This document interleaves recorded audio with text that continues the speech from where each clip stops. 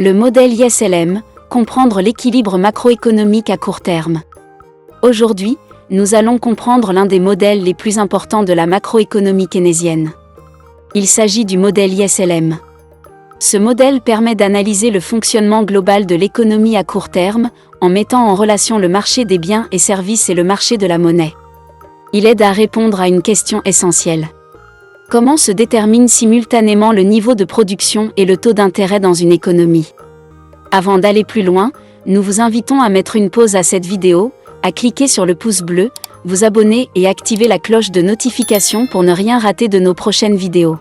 Si vous êtes intéressé par plus d'apprentissage, veuillez cliquer sur le lien en description de cette vidéo pour vous inscrire à la prochaine session de notre formation en économétrie et technique quantitative. Origine et logique générale du modèle ISLM. Le modèle ISLM a été développé dans les années 1930 et 1940 pour formaliser les idées de John Maynard Keynes. Il repose sur une idée simple. Pour que l'économie soit en équilibre, deux marchés doivent être en équilibre en même temps. Le marché des biens et le marché de la monnaie. Le modèle combine donc deux relations. La relation IS et la relation LM. La courbe IS équilibre sur le marché des biens. La courbe IS représente toutes les combinaisons possibles du revenu national et du taux d'intérêt pour lesquels le marché des biens est en équilibre. Le marché des biens est en équilibre lorsque la production totale est égale à la demande globale. Cette demande globale est composée de la consommation des ménages, l'investissement des entreprises, les dépenses publiques et éventuellement les exportations nettes. Un point fondamental est le lien entre investissement et taux d'intérêt. Quand le taux d'intérêt baisse, l'investissement augmente. Quand l'investissement augmente, la production augmente. C'est pourquoi la courbe IS est décroissante. Un taux d'intérêt plus faible correspond à un niveau de production plus élevé. La courbe LM équilibre sur le marché de la monnaie. La courbe LM représente toutes les combinaisons possibles du revenu national et du taux d'intérêt pour lesquels le marché de la monnaie est en équilibre. Le marché de la monnaie est en équilibre lorsque l'offre de monnaie est égale à la demande de monnaie. La demande de monnaie dépend principalement de deux éléments. Le niveau de revenu et le taux d'intérêt. Quand le revenu augmente, les agents ont besoin de plus de monnaie pour effectuer leurs transactions. Quand le taux d'intérêt augmente, les agents préfèrent placer leur argent plutôt que de le garder sous forme liquide. La courbe LM est donc croissante. Un niveau de revenu plus élevé nécessite un taux d'intérêt plus élevé pour maintenir l'équilibre monétaire. L'équilibre ISLM, équilibre global de l'économie. L'équilibre macroéconomique est atteint au point d'intersection entre la courbe IS et la courbe LM. À ce point précis, le marché des biens est en équilibre et le marché de la monnaie est en équilibre. Ce point détermine simultanément le niveau de production d'équilibre et le taux d'intérêt d'équilibre.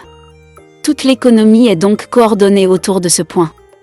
Effet de la politique budgétaire dans le modèle ISLM. La politique budgétaire agit principalement sur la courbe IS. Lorsque l'État augmente ses dépenses publiques ou réduit les impôts, la demande globale augmente. La courbe IS se déplace vers la droite. Cela entraîne une hausse du niveau de production, mais aussi une hausse du taux d'intérêt. Ce phénomène peut provoquer un effet d'éviction. La hausse du taux d'intérêt peut réduire l'investissement privé. Effet de la politique monétaire dans le modèle ISLM. La politique monétaire agit principalement sur la courbe LM. Lorsque la banque centrale augmente la masse monétaire, l'offre de monnaie augmente. La courbe LM se déplace vers la droite. Cela entraîne une baisse du taux d'intérêt et une augmentation du niveau de production. Inversement, une politique monétaire restrictive déplace la courbe LM vers la gauche et ralentit l'activité économique. Intérêt et limites du modèle ISLM. Le modèle ISLM est un outil puissant pour comprendre les interactions entre politiques économiques, les mécanismes de transmission de la politique budgétaire et monétaire, l'équilibre macroéconomique à court terme. Cependant, il présente certaines limites. Il est statique. Il ne prend pas en compte les anticipations. Il suppose des prix rigides. Et il est moins adapté à l'analyse du long terme. Malgré cela, il reste un modèle fondamental dans l'enseignement de la macroéconomie. En conclusion, Le modèle ISLM offre une lecture claire et structurée du fonctionnement de l'économie à court terme. Il montre que la production, le taux d'intérêt et les politiques économiques sont étroitement liés. Comprendre le modèle ISLM, c'est comprendre les bases de l'analyse macroéconomique moderne. Si vous êtes intéressé par plus d'apprentissage, veuillez cliquer sur le lien en description de cette vidéo pour vous inscrire à la prochaine session de notre formation en économétrie et technique quantitative.